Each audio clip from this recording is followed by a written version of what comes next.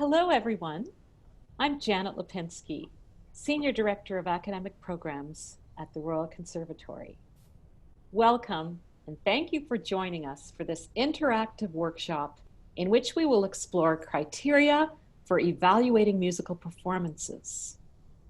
We were really looking forward to being with you live at the MTNA National Conference in Chicago this March, but instead are pleased to have this opportunity to participate in a historical event, the first MTNA virtual conference.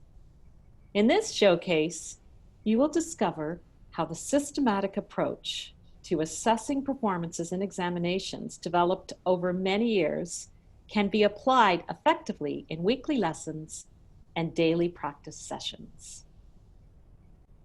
I'm delighted to be joined today by 5 distinguished members of the RCM College of Examiners from across the country.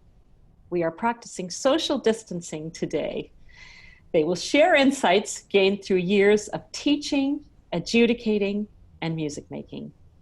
Panelists, please introduce yourselves.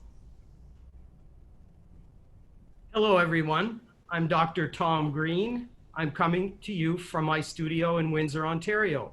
We're thrilled to have you join us for this webinar today. Hi everyone, I'm Dr. Stephen Pierce, and I'm delighted to join you from Pasadena, California. Hi everyone, I'm Heather Smith from Centerville, Utah, and I'm so happy to be with you today. Hello, I'm Dr. Jill Springer, and I hail from Fort Worth, Texas. So happy to be here today. Hello, this is Sheila Vale, greeting you from Cincinnati, Ohio, home for MTNA. Some of you watching this may already be familiar with the Royal Conservatory, with our award-winning publications, and with the RCM certificate program. Others may be hearing about us for the first time. The first thing we'd like to share with you all today is our mission: developing human potential through leadership in music and the arts. We believe that people who study music and become engaged in music making are fundamentally transformed by this experience and better positioned to contribute to society in a positive and meaningful way. For over 130 years, the Royal Conservatory has supported teachers and students by developing programs and resources that provide a structured path for music study. Some of us grew up with this program and have experienced it as students, teachers, and parents.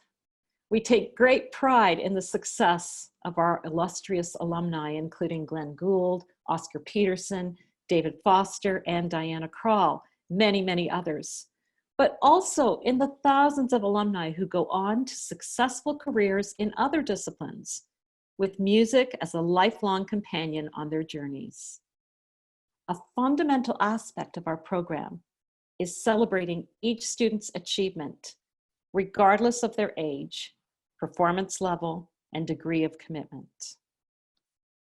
We are all familiar with the many benefits of music study, and we see this certainly in our work as music teachers every day. These benefits increase exponentially when students participate in structured study with clearly defined goals and a focused plan that supports steady progress. The RCM certificate program provides a path that allows each student to reach their full potential. The comprehensive curriculum leads to development of well-rounded musicianship, and we believe this is so important as it will allow our students to continue learning music independently long after they finish their weekly lessons with us. Along with the study of repertoire in a range of styles that has been carefully graded and very well sequenced, there are requirements that ensure that musicianship skills, technical facility, and music literacy are developing at the same time. This approach leaves students with the tools required to work independently and to support a lifetime of music making. Yes, the tremendous value of the certificate program is fully realized when the curriculum, the resources, and the examinations are used together in a whole program approach. This brings significant value for the student, their parent, and the teacher, especially when three parties are working together. The inclusion of examinations in a student's yearly plan provides them a clear and tangible goal to work towards, and in effect organizes their advancement year to year. Receiving a professional third-party evaluation also brings the opportunity to track progress against an international standard. The evaluations themselves are conducted by members of the RCM College of Examiners, and I am truly proud to be a member of this very unique professional body. We are a group of 350 musicians. We take pride in providing very high quality assessments across North America. Drawing on established traditions of assessment and recognized standards that have developed over generations, we are committed to providing a positive evaluation experience that celebrates each student's achievements regardless of their age or their level or their innate ability. As you'll see today, we use an encouraging and constructive approach to provide feedback to the students, along with numeric scores to specifically indicate their strengths and areas for improvement. We also participate in annual professional development activities to maintain the high level of consistency and the high level of excellence and quality associated with this program.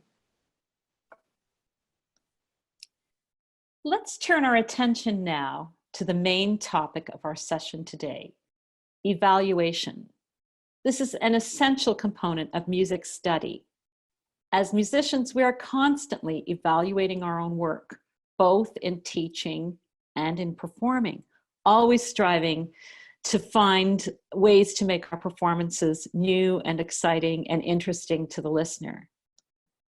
For our students, preparing for third-party evaluation often serves as a great motivator.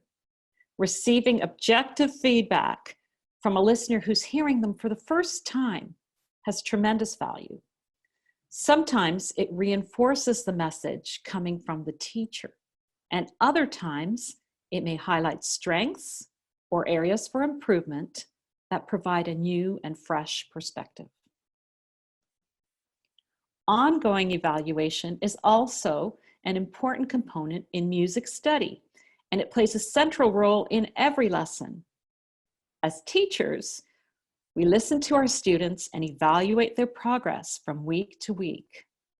Within each lesson, we evaluate aspects of performance that include accuracy of notes and rhythm, fluency, attention to musical details, indications in the score, phrasing, tone quality, and many, many other aspects.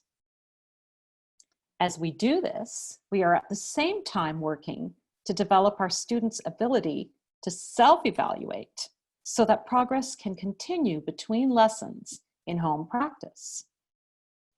By encouraging the development of critical listening skills and focusing our students' attention on specific aspects of the music they are playing, we extend the concept of evaluation into a third plane, self-evaluation. Central to all three levels of evaluation is the all-important aspect of listening. Listening, not just passively as we might listen to music in an elevator, in a grocery store, or on our car radio, but really listening actively with ears, mind, and heart fully engaged. As professional adjudicators, we are trained to listen to many specific elements and aspects of a performance. In general terms, we can break these down into quantitative and qualitative aspects. Quantitative aspects are those that are based on objective facts and data, accuracy of notes and rhythms, continuity, fluency, realization of specific details in the score. Whereas qualitative aspects are those that are more subjective. interpretive choices, stylistic, expressive, and communicative aspects, and refined nuances. Balancing quantitative and qualitative aspects in assessing a musical performance is perhaps one of the greatest challenges and most interesting aspects that adjudicators face, particularly in comparative assessments like competitions and auditions.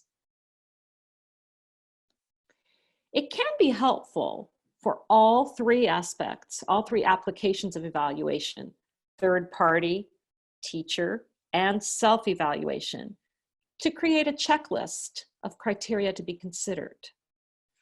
Beginning with the most basic, fundamental aspects, such as accuracy of notes, accuracy of rhythms, consistency of tempo, technical security and fluency, and attention to musical details, largely quantitative aspects. And moving on to the more subjective, interpretive aspects, tone quality, awareness of structure, stylistic awareness, communication of musical character, and personal expression. Now, if we line up all of these as one list and flip the order upside down, we can see how the list corresponds vertically with the numerical score that it might earn within an evaluation system. In other words, as a performance successfully incorporates aspects on this list from bottom up, the marks would become higher and the performance would probably be more satisfying and more impressive. As examiners in the RCM College of Examiners and as teachers in our studios, we see each student's potential to reach a successful, refined performance. Each student we evaluate is on the path towards excellence. And in terms of numerical scores, the broad categories of fair, good, and excellent translate to pass, honors, and first-class honors in the RCM certificate program.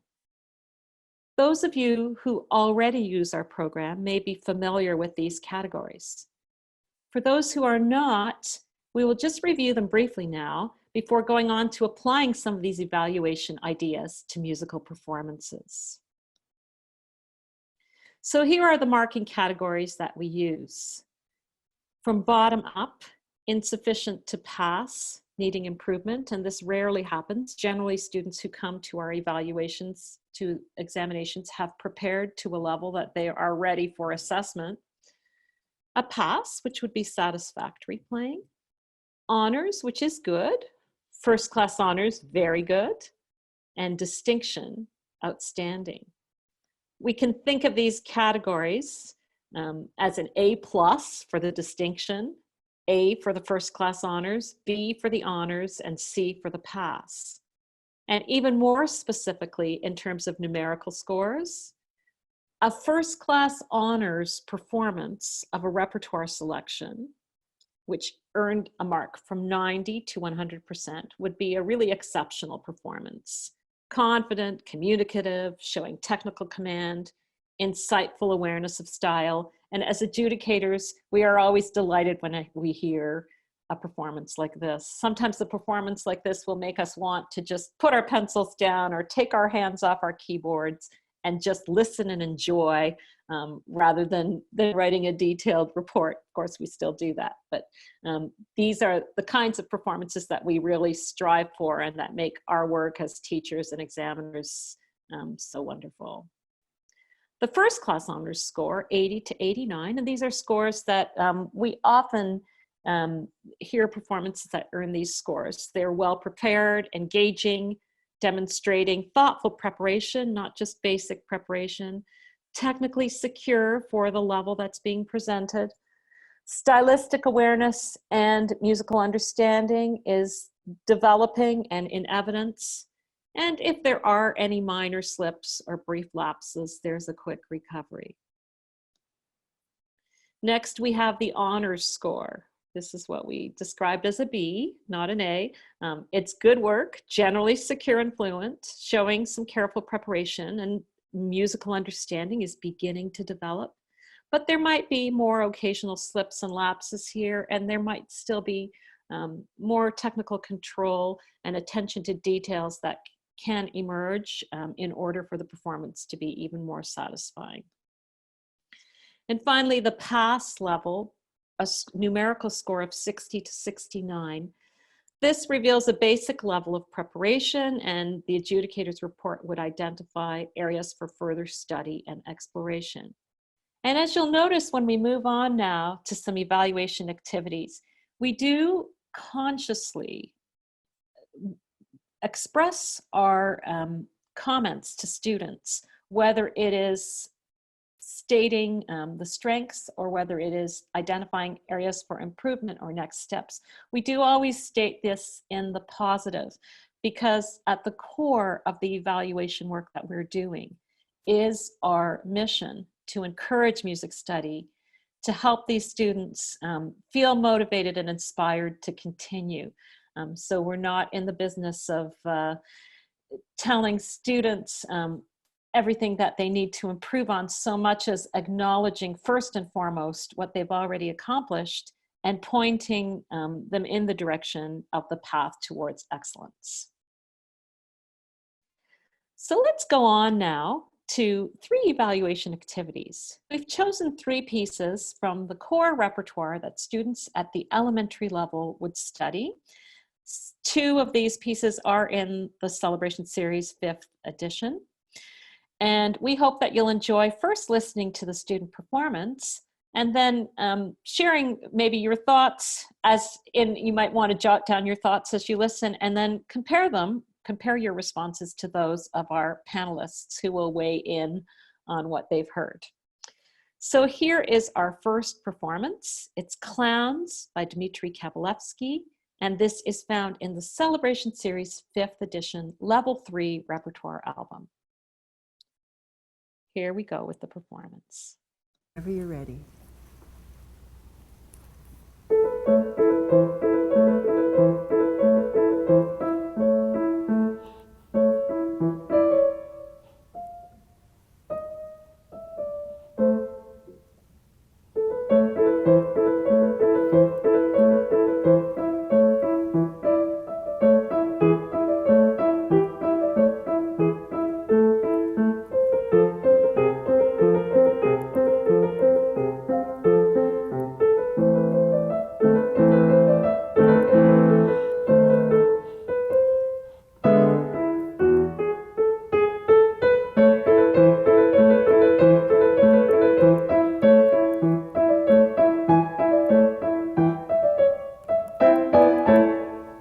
Thank you.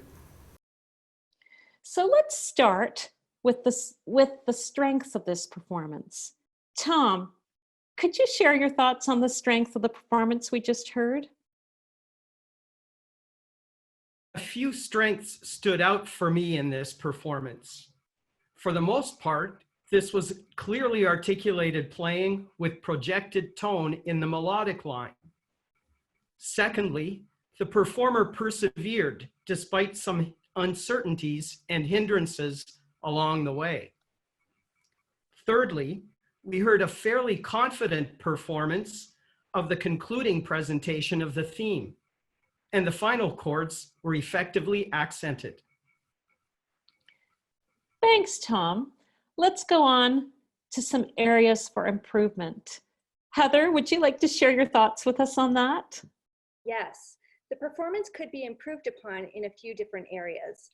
First, the student could work toward playing with greater confidence and security. This would allow the musical character to emerge more. Second, more attention to detail is needed with greater variety on tone and touch as it's marked in the score. For example, the student could play her left hand with a shorter staccato touch, and she could also drop the dynamic level down to piano in measure 8. Overall, it would be really nice to hear the student play with a greater sense of enjoyment to really bring out the playful nature of this fun piece. Thanks.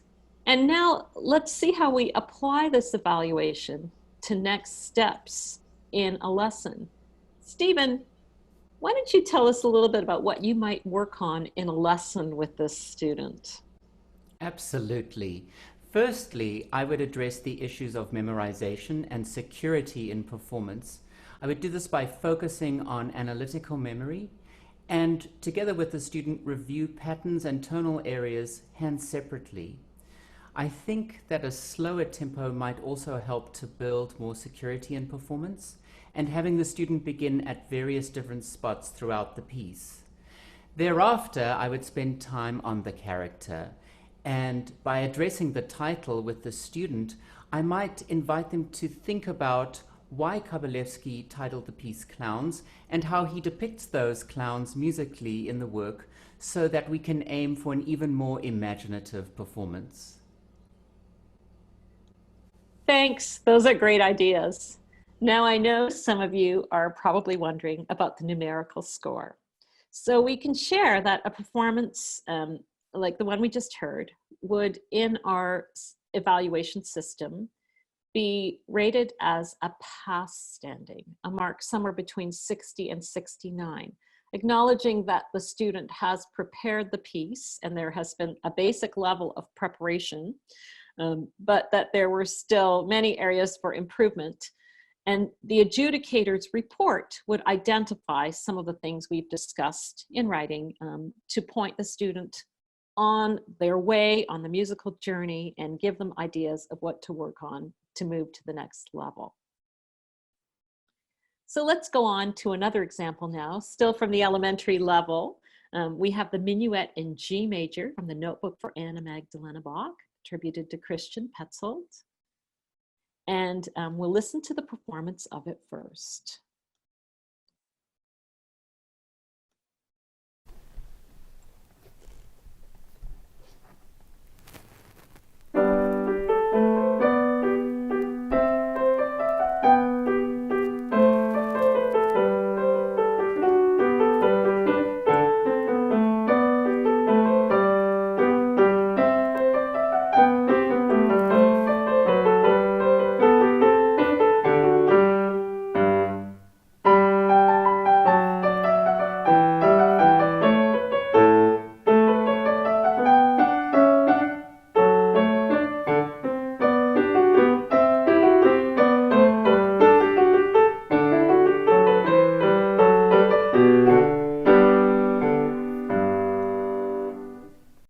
Well, he certainly looked like he was having fun. Let's talk first about the strengths of this performance. Jill, could you share your thoughts with us on that? Thank you. I thought there were many strengths in this performance which could provide a solid foundation to build on. It was generally secure, with notes and rhythms learned accurately. He had secure memory, and his playing was mostly confident and very energetic.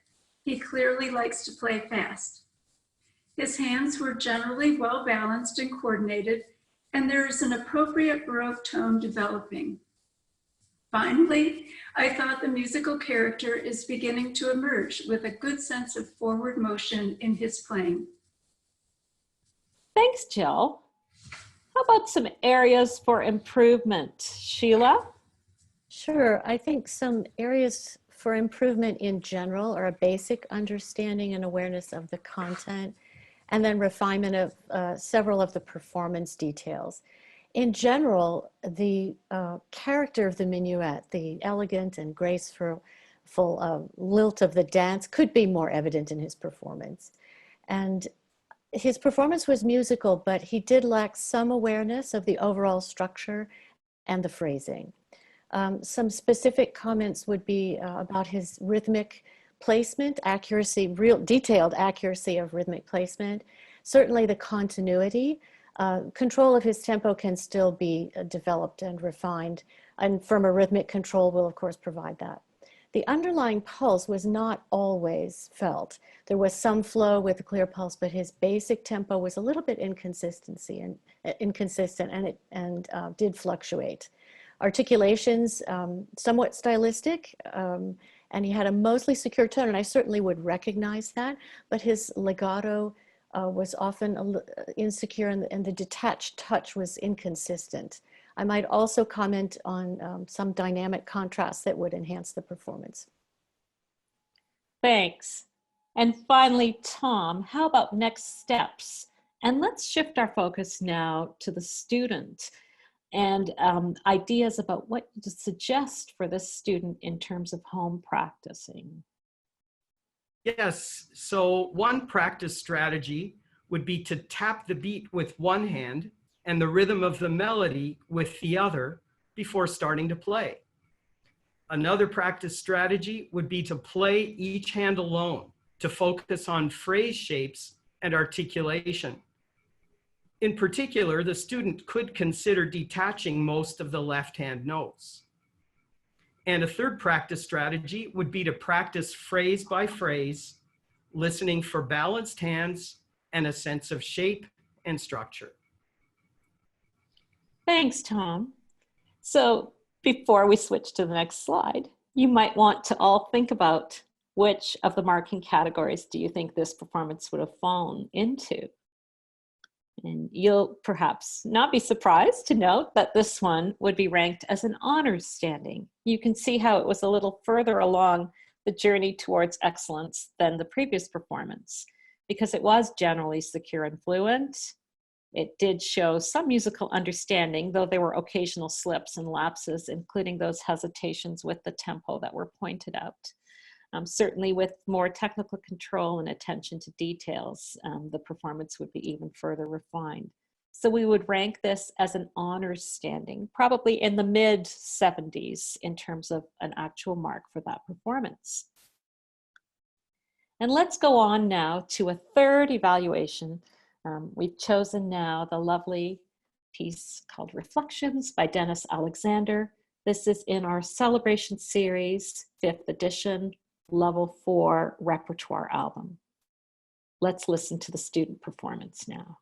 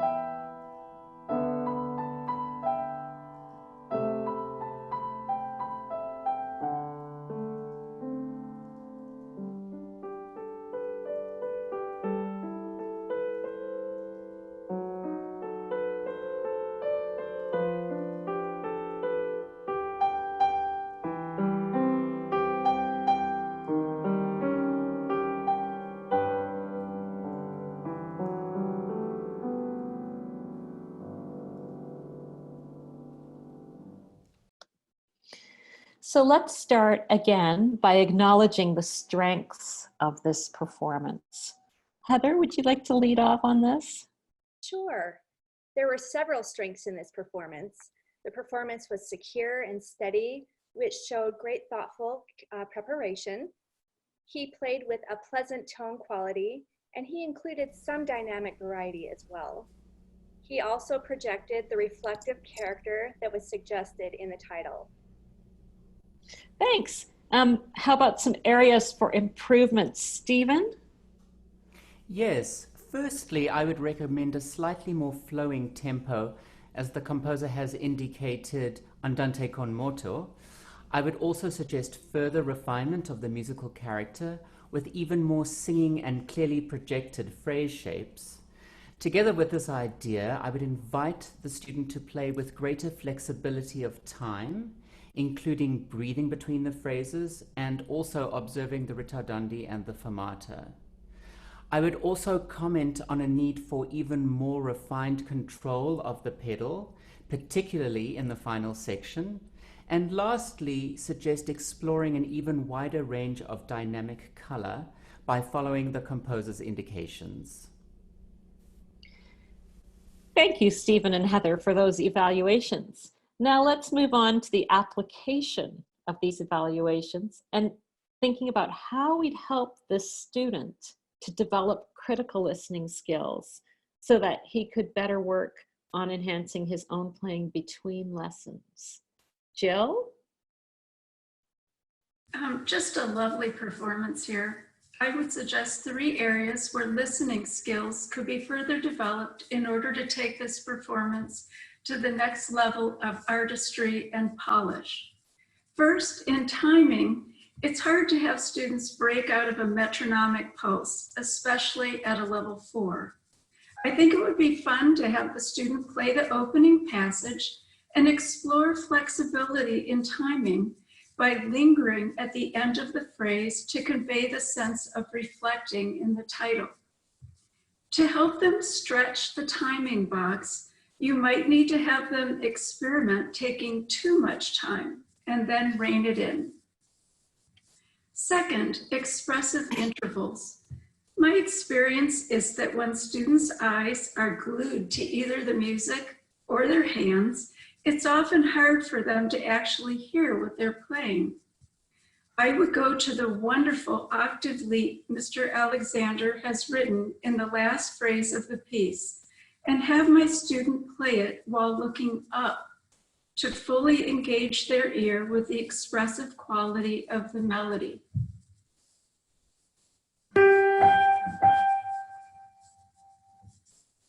I think developing their ability to connect with the sound rather than with their eyes is a very important goal.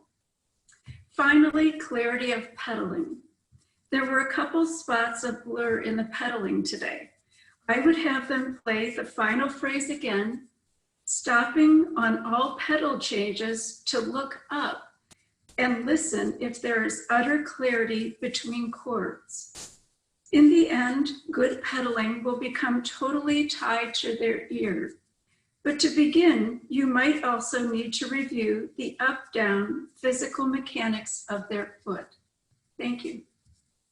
Thanks, Jill. It's probably not a surprise to learn that this performance would receive a first-class honors ranking. It was, in its own way, engaging, and it did demonstrate thoughtful preparation. The student was secure. There was some musical awareness, some lovely moments, and quick recovery from any minor slips or brief lapses, including that little bit of blurry pedal at the end where we could hear his ear kick in and make the necessary adjustment. And certainly the student would be encouraged to continue on this path because the performance was already quite satisfying. To summarize, evaluation is really a central aspect of teaching and learning. By applying proven strategies and criteria, we can hone our skills in this area and be better equipped to guide our students to reach the highest level of refinement in their performances.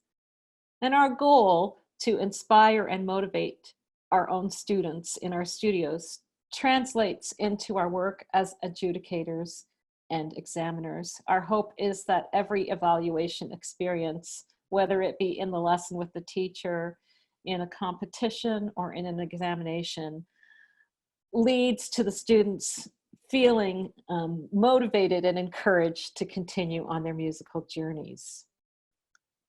We invite you to learn more about the third-party assessment that are offered by the RCM certificate program, and also to learn more about our adjudicator certification program, which provides an opportunity for those of you who are already engaged in our program as teachers, as certified teachers, to join us in the College of Examiners in the important work of assessing and evaluating students across the continent. Please see our contact information on this slide. We'd also like to invite you to join a door prize. If we were in person at a conference, we'd be collecting ballots at the door. In this virtual conference, we invite you to enter following the information on this screen and sign up for a door prize. One lucky winner will receive a digital product of their choice, either a piano teacher course, an online theory study guide, or an online history course, or the RCM online ear training, to be used either by yourself or gifted to one of your students. Please sign up before June 1st to be eligible to possibly win this door prize draw. Thank you again for joining us today. And on behalf of all of us at the RCM and my colleagues, happy teaching and bye for now.